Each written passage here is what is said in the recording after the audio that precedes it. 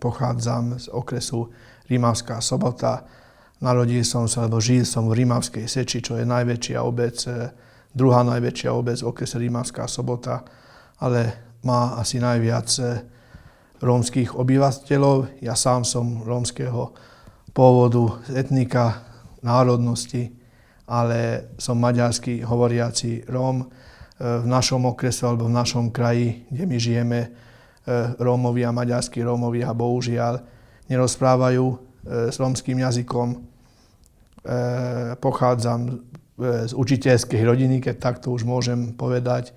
Môj otec pochádzal z takej malej dedinky Neporadza, kde oni boli jediní Rómovia v celej dedine a ich matka mal 6 detí, ktorých čestne vychovával, každý mal svoje vzdelanie. Aj náš otec, aj matka vychovávali tak. Mám jednu sestru, ktorá je takisto učiteľkou, momentálne žije v Budapešti, pracuje v materskej škole a vždy nás vychovávali k tomu, že musíme nejakým spôsobom vzdelávať sa.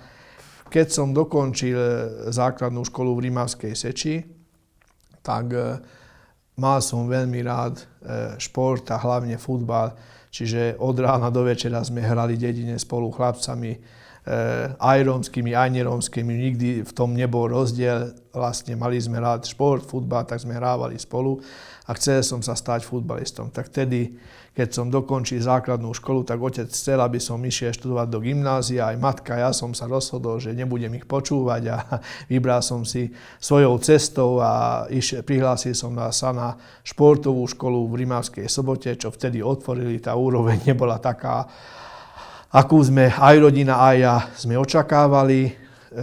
Dostal som sa do Rimavskej Soboty, vtedy bola prvá liga, ale otec sa rozhodol tak, že nedostával som také kvalitné vzdelávanie na tej strednej škole, tak som musel prestúpiť, ale aj ja som sa rozhodol tak napokon do gymnázia, do Tornaly a potom tak aj možno, že aj život to tak chcel, tak som sa dostal do jednej triedy do sestrov. Spolu od 1. do 4. ročníka na strednej škole sme chodili, jeden druhého sme podporovali, aj sme si pomáhali jeden druhému, čiže to bol aj naozaj, tak môžem povedať, že prvý dar od života, že som mohol spolu študovať na jednej škole so svojou sestrou. A keď som dokončil strednú školu, tak už vtedy som vedel, že jediná moja cesta je to, že budem niekde spôsobiť v školstve a chcel som byť učiteľom. To ešte musím povedať, že tá škola vždy bola prítomná v našom živote, lebo mama pracovala ako upratovačka na škole, otec viac ako 30 rokov robil v Rimavskej Seči na základnej škole zástupcu riaditeľa alebo riaditeľky. Vždy sa zmenili, tí riaditeľia išli, ale môj otec zostáva vždy zástupcom.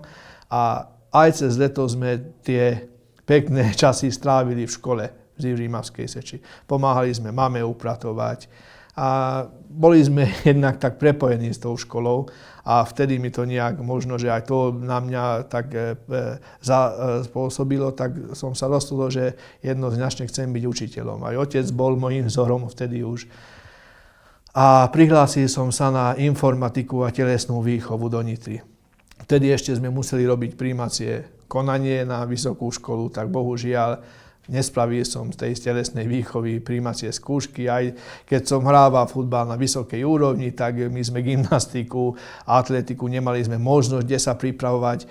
Nespravil som to a keď som prišiel domov z tej prijímacej skúšky, tak otec mi povedal, že no chlapec môj, teraz je tu rozhodnutie, čo bude zase tvoje, že buď ideš ďalej študovať do Košíc, kde ťa zoberú, alebo ideš pracovať niekde. Ja som sa rozhodol tak, že radšej budem študovať, tak som sa prihlásil na vyššie odborné štúdium, sa to volalo VOŠ v Košiciach, kde sme študovali také, čo vôbec nikdy predtým som nerobil, že kovovýroba, jednoducho povedané. A ja strašne som nemal rád, čo to bolo, že niečo je plno toho oleja a maziva a s tým som nerád robil, tak po roku štúdia, popri tom som hrával stále futbal v Moldave nad Bodvou a vždy ma potom už učitelia nepustili na ten prax a my som nebal vzťah alebo kontakt s mazivom a olejom, tak ma vždy vybrali a musel som hrávať futbal.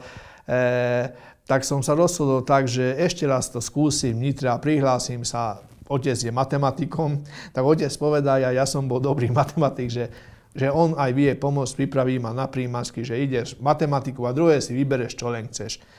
No a ja som si vybral etickú výchovu. A tak som začal študovať v Nitre matematiku a etickú výchovu, zobrali ma na vysokú školu a potom to išlo, tak povediať, veľmi sa mi to páčilo, to boli také krásne roky, veľmi dobre sme sa cítili, bola tam taká dobrá komunita tých maďarských žiakov, napríklad dlhý čas o mne a ešte jeden kolega, ktorý teraz takisto je matematik, fyzik, ktorý spolu so mnou býval na internáte, tak nevedeli o nás, že sme Rómovia. A v 3. ročníku sa nás opýtali, lebo už vtedy nás to začalo zaujímať, že čo sme, robili sme doma naše aktivity a že chlapci, že vy ste Rómovia, že my sme to nevedeli, lebo u nás úplne inak vyzerajú Rómovia, vy nerozprávate rómskym jazykom, neobliekáte sa tak a máte úplne také iné zvyky. A tým pádom, že naozaj možno, že ale aj potom, keď už vedeli o nás, že sme Rómovia, nemali s tým problém, spili sme z jedného pohára, rozdelili sme si jedlo medzi sebou, čiže nikdy nebol tento problém, my sme to nevnímali, že bola tam taká dobrá atmosféra, naozaj na tie vysokoškolské časy spomínam, mám len dobré spomienky na to. A po dokončení vysokej školy som spolu už s manželkou mojou, vtedy len priateľkou, sme začali vyučovať v Jelenci na základnej škole, na dvojjazyčnej, aj maďarskej, aj slovenskej v časti tej školy. A to bola taká kuriozita zase, že tam som sa od tých žiakov veľmi veľa naučil aj z toho pohľadu slovenského jazyka, lebo dali mi vyučovať telesnú výchovu a ja akože veľký nevedel som veľmi dobre po slovensky, tak na dievčatá som vždy vravel, že 1, 2, 3, 4, 5, prvý, druhý a oni, že nie, že pán učiteľ, že prvý, druhý, tu 1, 3, 2, 3, 4 a takto veľa vecí som sa naučil aj z toho slovenského jazyka, vždy ma upozornili a to bolo naozaj, môžem povedať, že takou aj to bolo šťastie, že sme sa dostali na tú školu, lebo tí učitelia, ktorí nás viedli ako začínajúcich učiteľov, vždy s nami konzultovali, čiže chodievali na naše hodiny, vyučovacie hodiny, upozorňovali nás, čo sme robili chyby, dali nám naozaj veľmi dobré rady, čo do dnešného dňa, keď som vyučoval, tak som to využíval. A potom my sme založili v roku 2000, medzi tým, keď sme študovali na vysokej škole, v roku 2008 občianske združenie Ternipe, Združenie pre rómsku mládež na Slovensku a Maďarsku. Vtedy sme to založili rómskymi učiteľmi a učiteľkami, ktorí študovali na vysokých školách, vtedy každý bol študentom a cez víkendy sme vyučovali v Rimavskej Seči žiakov zo základnej školy. Zadarmo sme im dávali doučovacie hodiny z matematiky, fyziky, zo slovenského jazyka, maďarského jazyka. Mali sme také mimoškolské aktivity s nimi, čiže to bol veľmi úspešný a dobrý projekt. Robili sme to do roku 2014. Ten projekt mal názov, že Tanoda program, mimoškolské doučovanie. Z pohľadu vzdelávania a som na to pozeral tak, alebo aj moji kolegovia v tom občianskom združení, že sme robili všetko pre tie deti, aby sa tam cítili dobre, aby sme im pomohli vo vzdelávaní, vo vyučovaní, aj tým rodičom, aby sme pomohli, tak som sa rozhodol, tak aj to vedenie našej deniny bolo také, že nefungovalo to. Mal som aj ja s nimi problémy niekedy, lebo nepomohli nášmu občianskému združeniu, nepomohli nám. Ja som sa rozhodol tak, že v našej obci žije viac ako 60% Rómov. Vždy, keď boli voľby, tak kandidovali naraz 2 Rómovia, 3 nevedeli sa dohodnúť a ja som si dal za cieľ, že ja som ten človek, ktorý musí spojiť našu komunitu a vysvetliť im, že vtedy môžeme byť silní, keď budeme spoločne bojovať za jeden cieľ a budeme mať spoločného kandidáta a ukážeme, že aj my sme schopní na to, že aj my na to máme svojich ľudí a nerobili sme nikdy zlé tej obci, čiže neboli žiadne problémy, tak dajme jedného kandidáta, keď ma budete podporovať, tak možno, že budem aj ja nápomocný vám a spoločne môžeme mať pozitívne výsledky v obci. A to bola mojou motiváciou, že ja som bol prvý Róm v tej obci, aj keď žije tam do dnešného dňa viac ako 60% obyvateľov Rómov, ktorí ich vedeli spojiť, ktorí im vedeli vysvetliť, že je tu šanca, že dajme jedného kandidáta. A potom ja som sa v roku 2014 stal starostom obci v Rimavskej Seči, čo môžem považovať za začiatok mojej politickej kariéry, ale hlavne preto som sa mohol stať starostom, lebo viac ako 6 rokov som pracoval s tými rodičmi, s tými deťmi a potom, keď som išiel, to je vždy aj doma vravím do dnešného dňa ľuďom, že keď som išiel na ulici, tak každý ma zastavoval, že ty raz bude starostom tejto obci a napokon tá veta sa stala aj pravdou. Kandidoval som ako nezávislý s podporou Mostu Híd, ale členom strany som sa stal vlastne pred 2 rokmi a mne je to jedno, že aká je to politická strana. My sme preto začali vtedy spolupracovať s politickou stranou Most Híd, lebo oni boli jediní takí, ktorí to mysleli vážne s maďarskými Rómami. A mňa do dnešného dňa, mne je to jedno, že čo robím, že či vyučujem, alebo že či v politike, ja chcem mať takých partnerov, takých kolegov, ktorí nás berú vážne.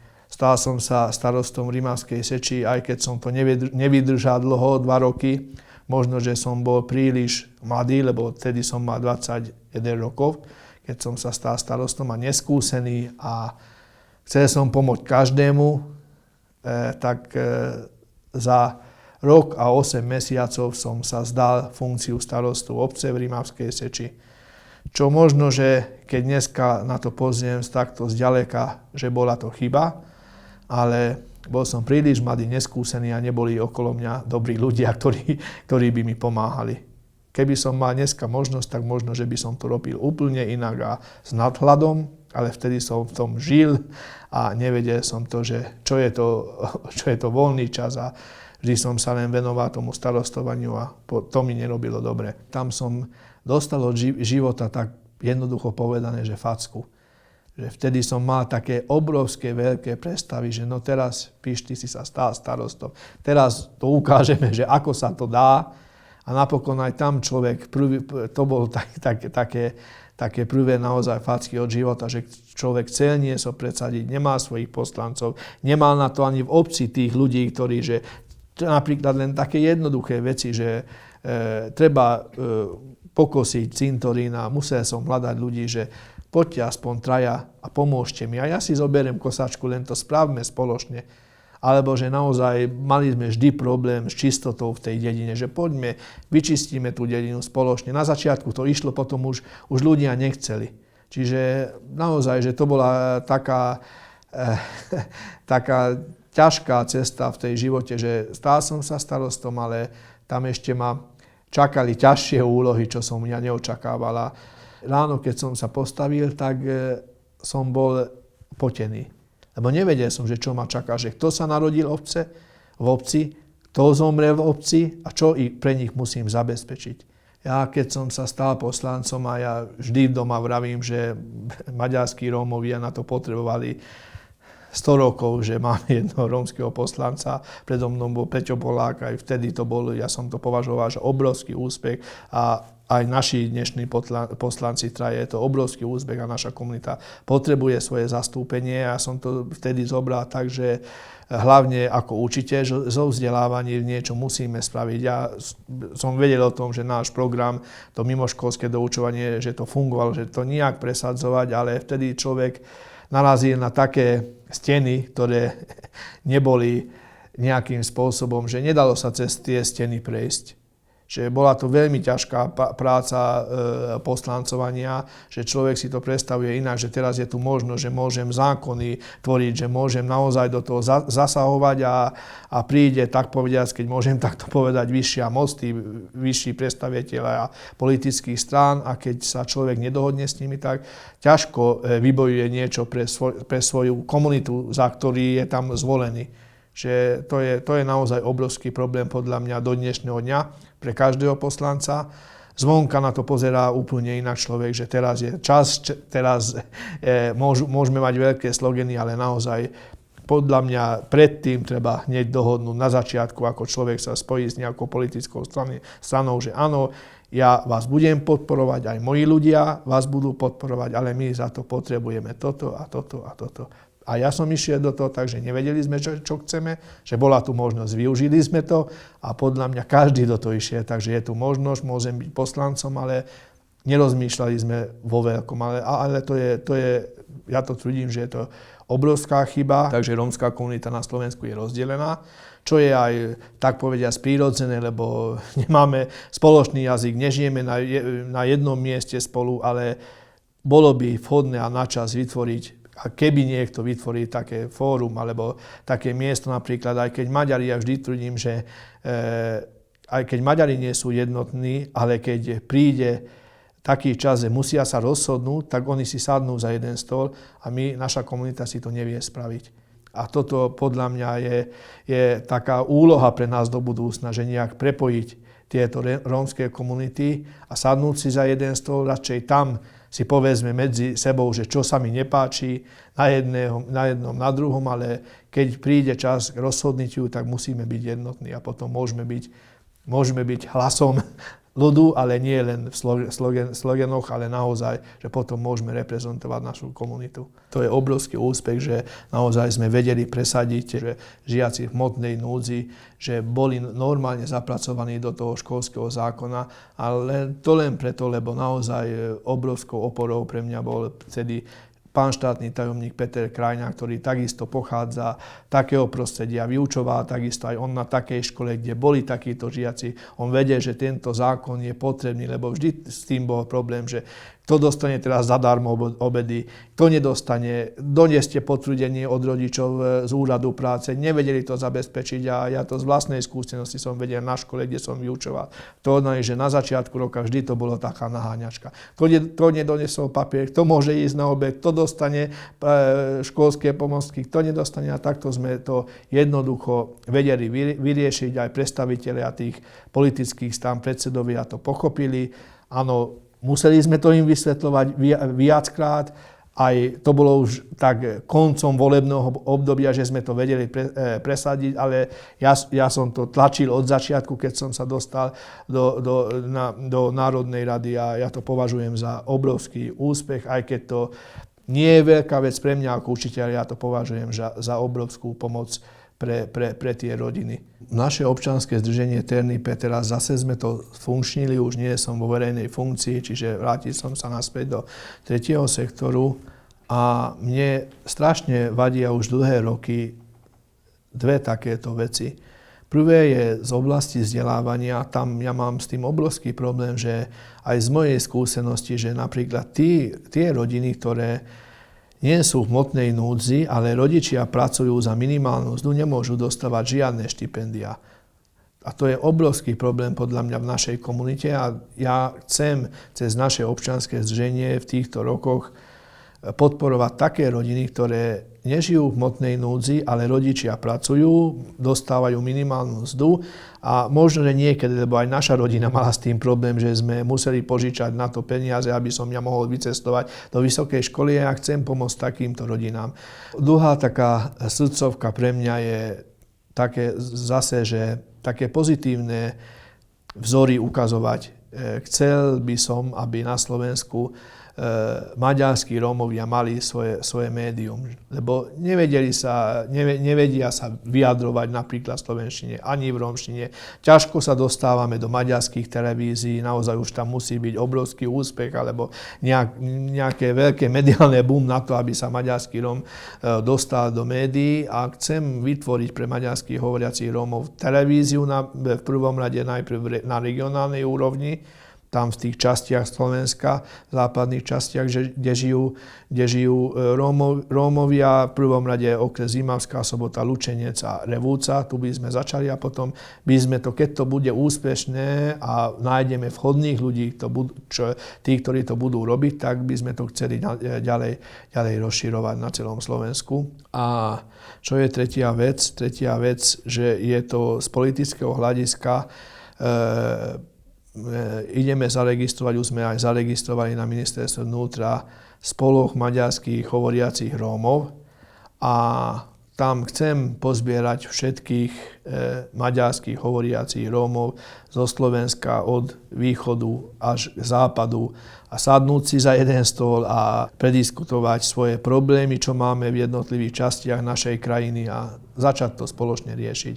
Ja tom vidím nádej, už pol roka na tom pracujem, už som absolvoval veľmi veľa ciest aj na západné Slovensko, aj na východné Slovensko a pracujeme na tom a dúfame, že v tomto roku v septembri vieme spraviť prvý snem tohto združenia alebo spolku a uvidíme, tam členovia si povedia, že ako ďalej. Nikdy som sám seba nepovažoval za politika, aj keď ja tvrdím, ani nemám politického vzora, mojím vzorom je otec. A mne je to jedno, že či som politik, že či som učiteľ, alebo dneska roznášam cestoviny v jednej firme, lebo pomáham kamarátovi a mojím vzorom je otec. On bol vždy čestný človek, ktorý žil, ale žije do dnešného dňa pre svoju rodinu, pre svoje deti a vždy aj pre tú komunitu okolo seba, keď pôsobí v školstve, tak pracoval pre nich. A nemusíme mať veľké heslá, veľké mená na to, aby sme boli politikmi. My musíme zastupovať svojich ľudí, svoju komunitu a potom môžeme byť úspešní. Mohol by som ja teraz povedať, že mojím politickým vzorom je Churchill. A prečo? Mojím politickým vzorom alebo mojím životným vzorom je môj otec, ktorý pre mňa ukázal tú správnu cestu.